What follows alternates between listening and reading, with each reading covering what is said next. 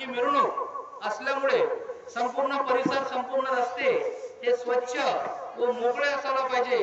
या दृष्टीने जर आपल्या घरासमोर जर कोणाचे वाहन असतील तर त्यांना संस्थांच्या वतीने नम्र विनंती आहे की आपली पार्किंगची व्यवस्था नानासाहेब चौधरी यांच्या वाडीमध्ये केलेली आहे, कृपया त्या ठिकाणी नेण्याची कृपा करावी, जेणेकरून आपल्या गाडीमुळे इतरांना कोणालाही त्रास होणार नाही याची सर्वांनी सर्व भाविक भक्तांनी तसेच गावकरी मंडळींनी याची विशेष लक्ष घेऊन दक्षता घ्यावी।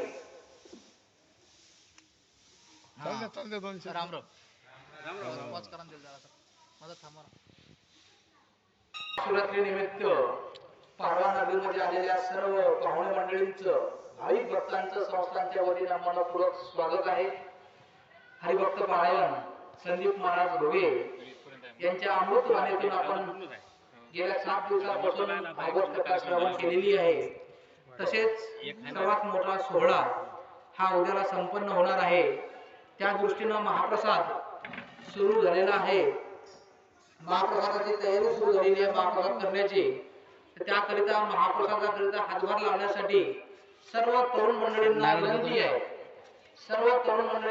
आहे की आपण भंडार गृहासमोर येण्याची कृपा